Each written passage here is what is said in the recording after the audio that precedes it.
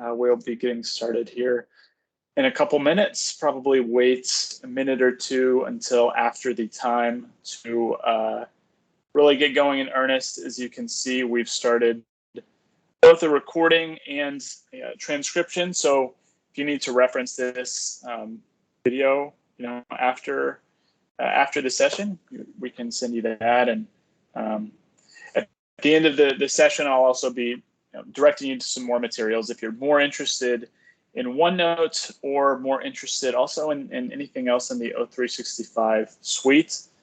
There is plenty of material online, free from Microsoft, that is straight from the horse's mouth, as it were. So I'll point you that way at the end of this session.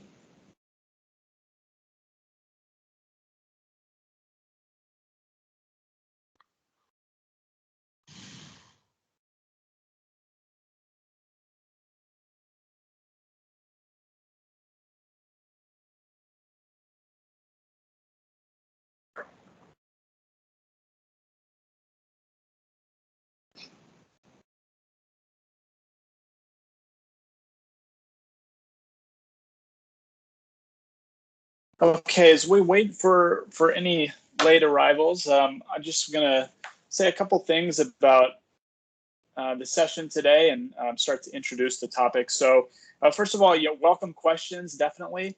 If you have questions, please use the chat bar, the chat function. The meeting chat will be the place to ask those. I think that I should have some time to answer questions along the way. Yes, Steve. Hey, yeah, Hunter, and hello, everyone. Couple quick things. We are using the new Teams interactive webinar. It's some of you who are customers or guests here have seen us talk about this new feature. The point I want to make real quickly is you came in and, this is live. You could interact with mic and with camera, but you may notice that it defaults, and this is our first time to use the platform. Everyone does not have a mic or a camera right now. They can, please raise your hand if you know how to do that up at the upper left, just to confirm that you're hearing us. You will be awesome. Thanks. And you click that same to lower your hand again. So we're in the typical webinar mode where you can enter a chat. Maybe Cindy, you could say hello via the chat down there. And this is how you can interact with Hunter. There's no 30-second delay or anything. This is live, but I'm sorry to interrupt, Hunter. I just did the first time we actually spun this up, a new feature that just came out the other day. And those of you that did raise your hand, you could just toggle that again to lower your hand. So I'll let you go ahead, Hunter. Sorry about the interruption there. Awesome. Perfect. No, that's very helpful. Awesome. Well, we're going to get going here 2 minutes past the hour, past the half hour. I'm going to share my screen, and that's how we're going to do this. I'll dive straight into kind of what I'm hoping to get done here, and then the 7 features. And then I think we should have time for some bonus round material. There's just so much with this app that I really like that I want to cover, that I'm kind of cheating on the 7 things we love about Microsoft OneNote and going a little bit further than that. So without further ado, let's get going. All right, I'm sharing my whole screen here. One of the first things you'll probably notice is that I am on a Mac. It's going to look, whether you're on a PC or even a mobile device or a tablet, Microsoft obviously does a good job of having a pretty fluid user experience from device to device and even operating system to operating system. So I am on a Mac, but things should look pretty similar in your environment. Notice I'm also, for the most part, going to be in the browser version of OneNote. I will bring up the desktop app on the Mac for one demonstration. But I kind of bop around between the two. There are some slightly different functionalities, which is why I'm showing you both. But for the most part, I will be in the browser version. So I'm really excited to talk about this. OneNote is really versatile. There's a lot you can do with it. And I kind of have a twofold objective here for you as attendees to this meeting. So the first is to really provide you with kind of a generalist foundation for OneNote. And this doesn't, you could be a brand new user. You could be somebody who has O365, either personally or with your company, and OneNote is just sort of lying around and you haven't used it much, or you could be somebody who uses it quite frequently. And to be honest, so many of the apps within O365 are all about adoption. Once you start using them, they become easier, more intuitive, and frankly more effective than a lot of the free and even more expensive kind of apps that you can throw on to Teams or to an O365 license. So really big focus just on adoption here, just using it, even if it feels a little wonky first. Hopefully this session will kind of ease that transition. The second thing is to get really into some specific concrete features that OneNote offers that you can, put in your bag and take from here. I can't solve your problems for you, and you probably don't want that because I'm sure you're smarter than me, but my job here is to show you what this app can do so that you can go, solve your problems with the malleability and functionality of this app. So moving right along, there are lots of ways to use this app. In my mind, there are three primary ways, and these aren't separate from one another. They overlap and they have a lot to do with each other. But the first is taking notes. OneNote doesn't hide what its main purpose is, right? This is a note-taking app. It is great for lots of words in a way that, Microsoft To Do is not great for a lot of words, right? So OneNote within this suite of apps is the place within O365 to take copious notes, to kind of blend a free-form notebook. As you can see, even in my agenda, right, I've got scribbles, I've got some fun different stuff down here that we'll get to, all sorts of things going on here. This is the place to write a lot of words and expand that.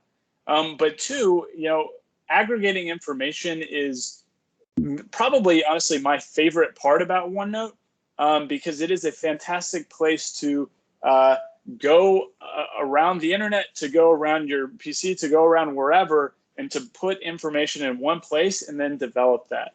So an example there, a few weeks ago, I was asked to review some content to put together a deck for a potential customer, and I was pointed to 2 PDF documents and 3 decks and a couple articles and all of this stuff that was online that I needed to condense down into a few slides or a handful of slides. I used OneNote and a particular tool in OneNote to get all of that into one notebook and then have all of that, all of the specific things that I wanted in a single place to then take that next step. Saved a lot of time. I knew exactly where the information was going, and I was really selective in the things from those decks and PDFs that I was pulling.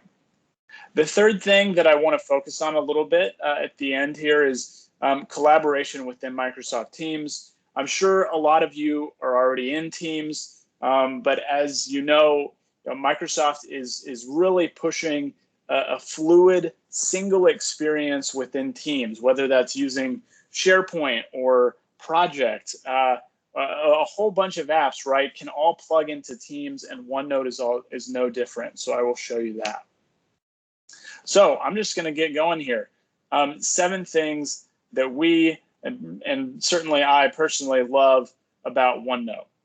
So 1, the nonlinear notes and just the core hierarchy, the general structure of OneNote. So as you can see right here, OneNote is nonlinear. This is significantly different than, say, Evernote, which pops you up in the top left. Yes, you can draw on Evernote, and you can draw over here and stuff. But when I'm in a read-only view right now, when I go into edit and then get myself in kind of the editing home, I can, anywhere I can type over there and write. I can type over here and write. I can type wherever I want to. It's this gigantic, expansive open field that at first can be a little bit, I think, daunting for people to tackle, but in the end becomes really, really fun. And for me, for the way my brain works, kind of a good way to take notes and to brainstorm. It's very easy to grab something and also move it. So I can move it within something else. You can grab multiple things that you've done and move things about kind of as one unit as well. So the nonlinear aspect is weird at first, but it is really freeing once you get the hang of it. Another thing to talk about is just the structural hierarchy of OneNote. So, you know, from biggest to smallest, you know, this is the way that OneNote is organized. So first of all, you have the notebook, right? This is the highest, biggest level. You can see I'm here on, you know, office.com, and I've launched OneNote right here in the sidebar. These are all of my notebooks. Some of them are from Microsoft Teams, and you can see, you know, right here it says, you know, SharePoint. This is a Microsoft Teams SharePoint generated notebook, or from my personal OneDrive. But these are all of the notebooks that I'm associated with. That's the biggest grouping.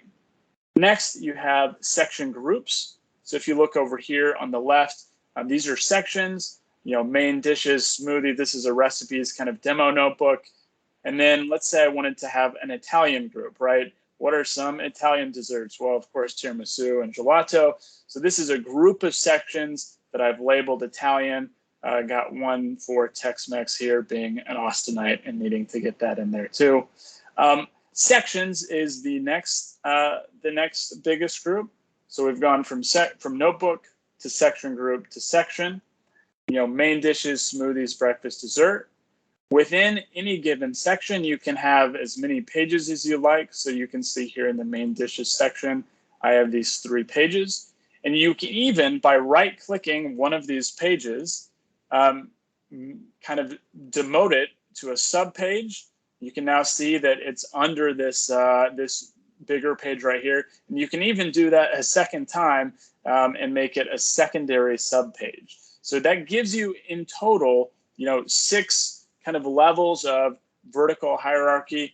You might, and then you just to get it back, you just right click again and promote that subpage. You might not need that much, you know, vertical structure to your OneNote, to a particular OneNote notebook, but it can come in handy, especially if you're working with dozens or even hundreds of notes. Item number 2 that I really like is record and dictate, especially for the mobile experience when you're working on an Android or iPhone that maybe is a little smaller keyboard and it's not something you're wanting to, you know, type out a lot. If I go to home up here in kind of the edit bar, and then I'm just going to bounce over to insert. If I click audio, it is going to just start recording. It's recording me right now. You can see all I have to do is hit stop. It'll kind of wrap up that recording and then dump the file in there. Now all I have to do is play that, and that is the audio file. Now, somewhat similarly, I can go over to, let's see, insert. Yeah, actually, dictates over here in home. So if I go over to home and then go over to this little microphone right here and click dictate, I can start dictating. And you can see I accidentally clicked into this box right here. So it is dictating everything I say into my, you know, perfectly organized agenda and ruining it. All I have to do is stop that, and then I can go back to what I had. So those are both great features, again, especially for mobile when you're not wanting to type a whole bunch of words, but you either want a recording for an audio file that you can just click right away, or to get that text and just dictate. And it's quite accurate, actually. The next thing that I really, really love is the web clipper for OneNote. This, for me, is an absolutely critical tool in my day-to-day function of gathering information from the web. You know, I think if you most of us are incredibly reliant on Google, or if that's a bad word for you, Bing, or any of these search engines, right? Like anytime I'm asked to look into something, the first thing I do is go to a search engine and look it up. We're to the point now where, reading is often done online, or, what I mentioned earlier, PDFs, decks, or important files, anything like that is often done online. The OneNote Web Clipper is a tool that I have, installed on just a browser extension, browser tool onto Chrome, and it's available, for pretty much any browser. Let's go to an example here. So this is some material from Microsoft. This was a, PDF about governance and things like that. Let's say that I really like this quote. And I just want to keep this quote. If I go up here to the OneNote Web Clipper and just click it, it's going to give me all of these different options to, to clip this piece of material. So right now I'm on one continuous big PDF document. I'm going to click that region, and then I'm just going to kind of hover over this, just almost like I'm taking a screenshot. I'll be able to add a page title because it will be created as a page. So let's call it OneNote Web Clipper Demo. I could add notes here. Show this to Greg. And then I can tell the OneNote Clipper exactly where to take it. So let's send it to agendas. I will clip that. Takes just a second. Will give me the thumbs up there, and then I'm going to go over here to where I sent it, and we'll see just how fast this showed up. Agenda, and it might take a second. Give that a little bit of a refresh, and here we go. This is what I have just clipped from the web. It took a few seconds, but this is that exact thing that you saw me clip, the exact quote that's interesting for whatever reason, the page name that I gave it, the little note that I inserted, and it also hyperlinks to the original source as well. Now this is, like I said, it's a tool that can be used in a lot of different ways. Here's a slightly different example. This is just some training material from Microsoft. It's a short little video with some kind of basic text. I'm going to go back up to the web clipper. The full page has been acting pretty not functional for me as an FYI, and that's things we run into, right? Not everything is perfect. I'm going to go down here to the article version, and it's not taking the video because that's a video file that's hosted with Microsoft. But what it is doing is taking all of the text from that article, retaining the format, and then same thing, it's actually auto-generating a page title here. I could add a note. It's keeping the source as a hyperlink, and same thing, I can just clip that article. So that's super helpful. You can see, this recipe demo, these were also taken by using the OneNote Web Clipper. And in this case, it brought all of these kind of images as well as the actual recipe and steps. So very, very fantastic tool. Again, something I use every day. Number 4 is Draw. This is something that I have a Mac. My Mac is not a touchscreen, but you can see I still like to use this a lot. If I just go over to Home and then go over 2 times to the right to Draw, this is kind of the default, I'm clicking into something and typing.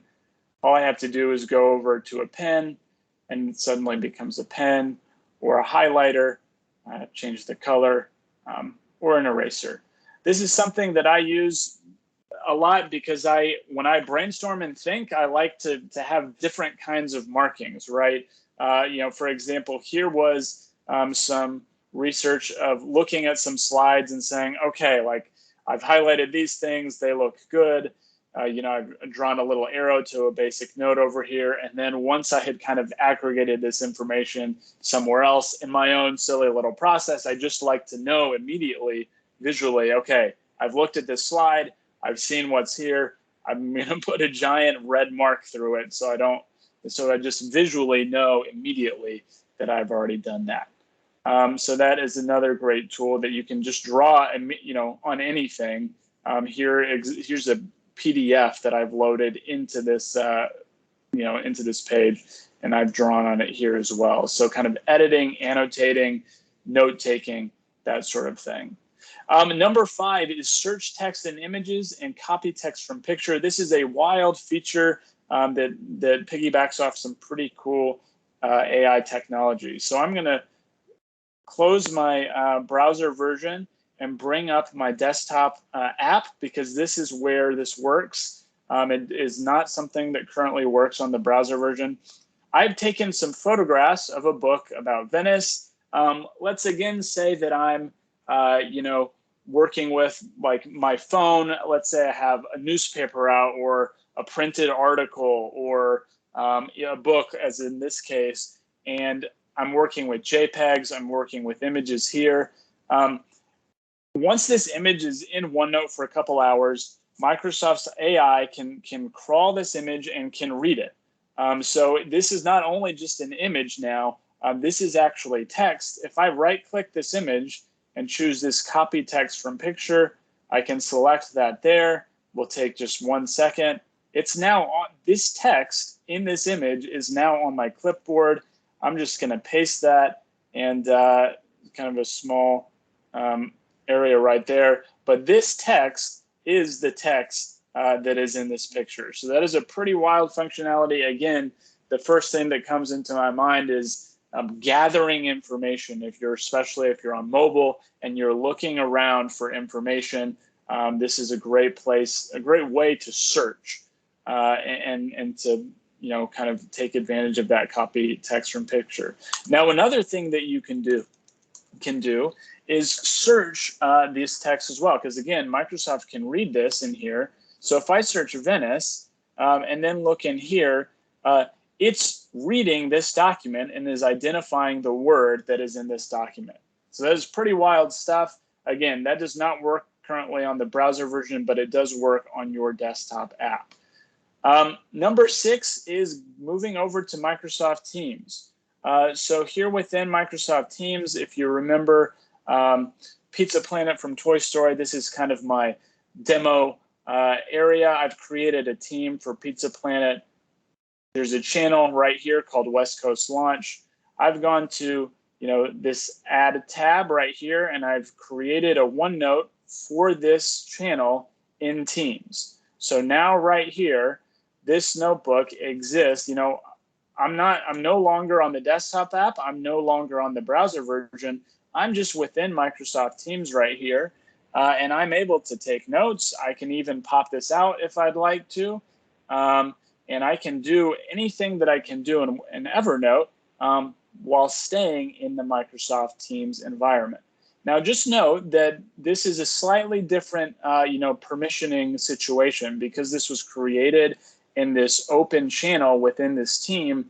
Anybody who has access, anybody who's invited to the Pizza Planet team will now have access to this notebook, because this West Coast Launch channel is not a private channel.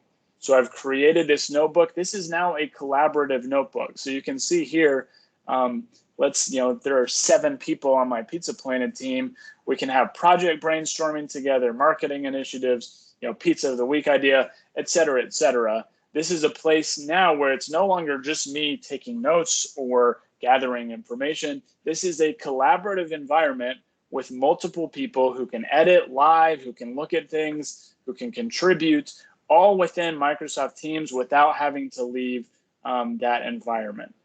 So that is something that I think Microsoft is continuing to push, just how great Teams is and what you can do there.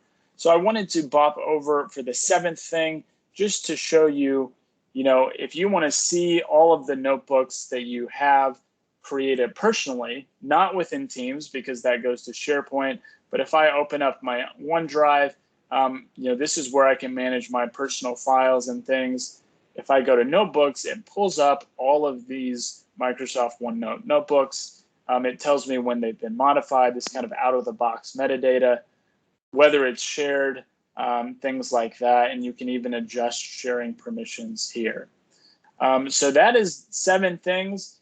We have 6 minutes left. I'm going to really quickly look at a couple of these things. So one is the feed. This is a very cool function. I'm going to go back to home over here. I'm over on the right now. If I click feed, you can see that this little pop-up happens on the right with all of my recent notebooks, and it doesn't matter what, recent notes, and it doesn't matter what notebook they're from. You can see, SharePoint research, meeting notes, both from the recipes, and I even have a little scratch pad of, sticky notes. So sticky note, woohoo, this is fun. So I'm going to get out of this. I'm going to show you this exact same feed feature now in Outlook. So this is the browser version of Outlook. If I go up here, you'll see this kind of sneaky little backdoor OneNote icon, and boom, this is the exact same feed. Now I've got kind of this information over here surfaced in a new way. And that's a lot of what's going on here, right? Is Microsoft wants you to be able to surface critical information if it's in OneNote, whether you're in Outlook or Teams or the desktop app, in various places. So the OneNote feed, which you can see in multiple places. The second one is insert meeting details. So let's go back to Microsoft Teams to the West Coast launch notebook. I use this feature a lot because I like to take meeting notes. I'm like old-fashioned like that, I guess, but let's create a place here. So meeting notes. If I go over to insert right here, in this case, it's a little bit smaller of an item, and you can see in the background the feed is updating things. If I go to insert and then these 3 extra dots and click meeting details, it's going to look at my calendar and pull up a certain meeting. I can say, yes, that's the right one. And all of a sudden, I've got the meeting date, the time, the location, if there is one, all of this stuff. And I can now just go down here and start taking notes. This would be great, especially I'm thinking like a smaller team when you're wanting lots of information to be retained. Attaching files as we keep going with the bonus round. So here's an example with a PDF document where you have kind of 2 options. You can attach a file into a OneNote note as an attachment, which is just kind of, it drops the file icon right there, or as a printout where you actually see, the whole, I found this cool one about Tigers Online, this whole PDF document right here, and now I can highlight portions of it. I can say, oh, this looks good, and I'm still getting the option there. So to insert a file, same thing. You go over to insert, and you have these 2 options, right? So as an attachment, which you can see right here, or for PDFs as a file printout, which gives you kind of the whole view. Now, math. This is a very interesting, probably pretty niche feature, but kind of interesting to have. You'll see I've handwritten this equation onto this page. I'm just going to hover. I'm just going to hover over this. It's messing up. I'm going to hover over that. Then I'm going to go to insert. I don't know why it's at insert, but that's where it is. I'm going to click math. And you'll see that it can read my silly, handwriting. It knows that this is an equation. It gives me an option to solve for X, solve for Y, or even create a 2D graph and insert that baby right onto the page. So again, maybe not useful for everybody, but kind of a cool feature and maybe useful for some people. And there it is. It takes about 2 seconds to do that. Yes, immersive reader is the next one. So I've already kind of showed you briefly reader view. If I go to view and then click reading view, I'm no longer able to click in and edit this document. It's a little bit of a cleaner look. Now, immersive reader is a slightly different option. I'm back to this Venice one. Immersive reader is actually best used when there's basically a note that is kind of just text, and you're just wanting to read that text. View over here to immersive reader, and then it gives you this almost Kindle-like experience of something really, really neat. So we did not quite get all the way as we're running up to the end of the hour, but there is a show author option as well. This would be great if you are working on a collaborative notebook. So show author here, boom, look at all this writing Hunter did. If you're working on something with multiple people, that's where you can see, hey, who actually wrote this? But that brings us to the end of our time. If you're interested in learning more, you can always go to office.com/training, and there is plenty of more material there that you can dig into, that you can learn very clearly about how these different apps are working. If you do have questions, feel free to write them in the chat anyways, even though we're ending, and we can follow up and help you out. But otherwise, hopefully this was helpful, and hopefully you learned something good. And we will see you next time as we continue to look at these great apps. So thanks everybody for coming. This has been Hunter Sharpless with Steepmeadow Solutions. So we are glad that you have stopped by. Thanks, everyone. And we will be posting this recording to our YouTube Steepmeadow Quick Start channel here later this evening. We have you guys as registered. We will be sending you a communication with that link. It looks like several would like to rewatch that. And if others didn't attend that you know of, you can certainly share our YouTube channel link to others as well. So thanks a bunch, and we will talk to you soon. Thanks, Hunter.